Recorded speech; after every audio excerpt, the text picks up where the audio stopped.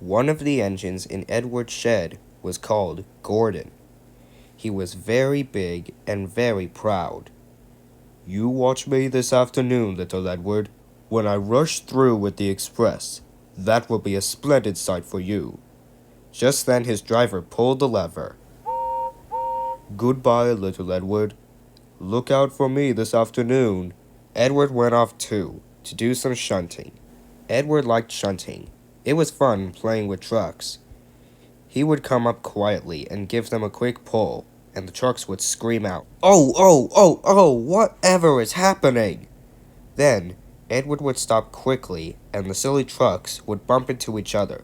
"Oh, oh, oh, oh!" Edward pushed them until they were running nicely, and when they weren't expecting it, he would stop one of them would be sure to run onto the other line.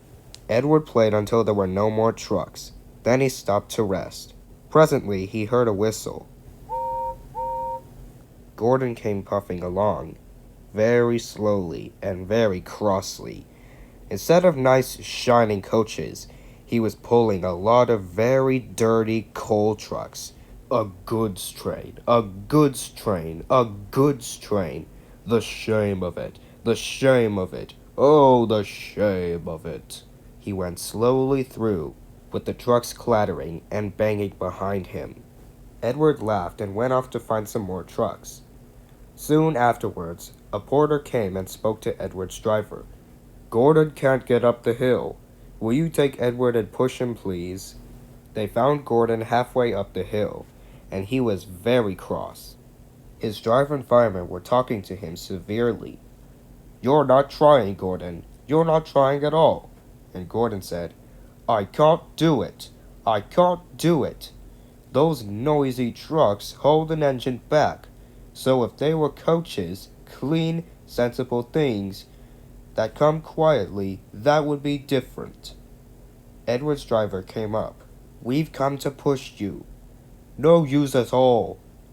"Well, you wait and see." They brought the train back to the bottom of the hill. Edward came up behind the brake van. "I'm ready." "It's no good." The guard blew his whistle, and they pulled and pushed as hard as they could. Gordon pulled. "I can't do it. I can't do it." Edward pushed. "I will do it. I will do it." "I can't do it. I will do it." "I can't do it. I will do it." Edward pushed and puffed and puffed and pushed as hard as ever he could, and almost before he realized it, Gordon found himself at the top of the hill. "I've done it! I've done it! I've done it!" And he forgot all about Edward pushing behind. He didn't wait to say thank you, but ran on so fast that he passed 2 stations before his driver could make him stop.